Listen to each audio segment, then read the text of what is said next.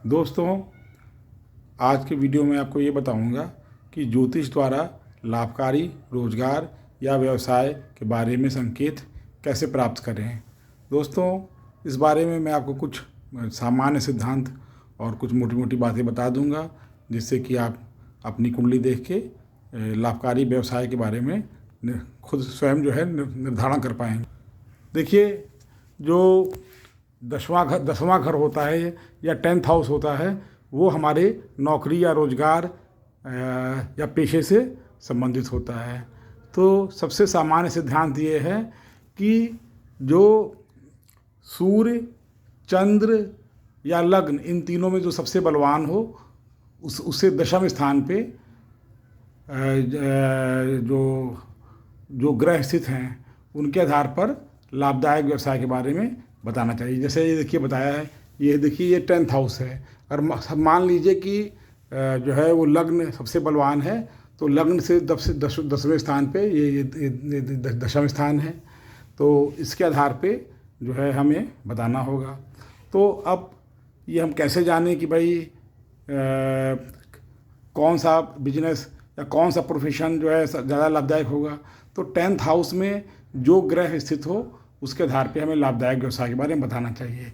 अब उदाहरण के लिए मान लेते हैं कि अगर 10th हाउस में जो है वो सूर्य है, तो ऐसे लोग जो है वो मेटल या धातु का बिजनेस करके, कंबल या ऊनी वस्त्र का बिजनेस करके, या मेडिकल फील्ड में जाके, या मेडिसिन जो है कि दुकान खोल के, या उच्च सरकारी नौकरी करके वो जो है अपना जो है वो धन अर्जन कर सकते हैं। इसी तरह मान लीजिए कि 10th हाउस में अगर चंद्रमा स्थित है, तो जल से उत्पन्न पदार्थ जैसे मोती, मूंगा इत्यादि का बिजनेस करके, खेती करके, दूध, दही, घी का बिजनेस करके, या गारमेंट्स का बिजनेस या वस्त्रों का बिजनेस करके आप जो है धन अर्जन किया जा सकता है।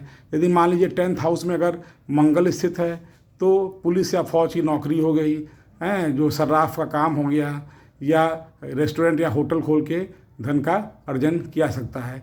अगर 10th हाउस में मान लीजिए बुध स्थित है, तो कविता या लेखक बन के, बुक राइटिंग करके, और जो है अपने स्किल के द्वारा, जैसे अकाउंटेंसी के द्वारा, एस्ट्रोलॉजी के द्वारा जो है वो धन अर्जन किया जा सकता है।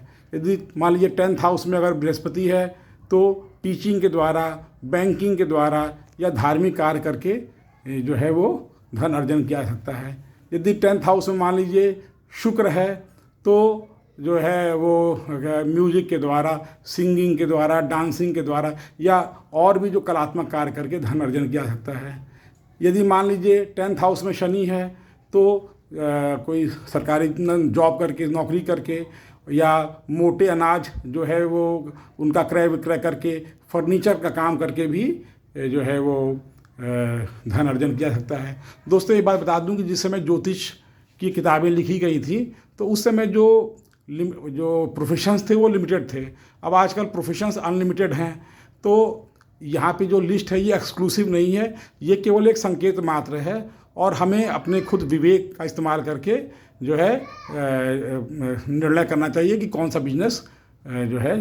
जैसे मान लीजिए बहुत से ऐसे जॉब्स हैं जो इस समय बने ही नहीं थे, जबकि एस्ट्रोलॉजी की बुक किताबें जो है, जैसे बृहद पाराशर होरा शास्त्र है या फल दीपिका है, उसकी रचना जब की गई थी।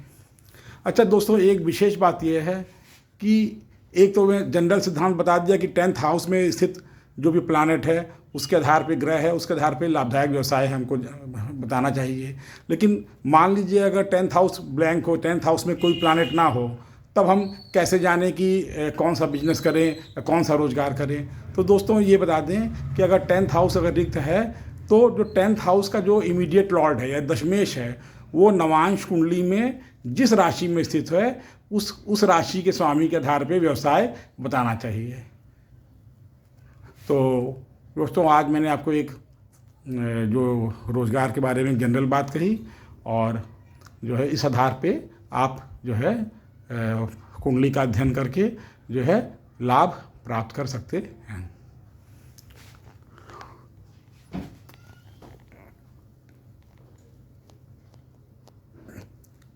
थैंक यू दोस्तों।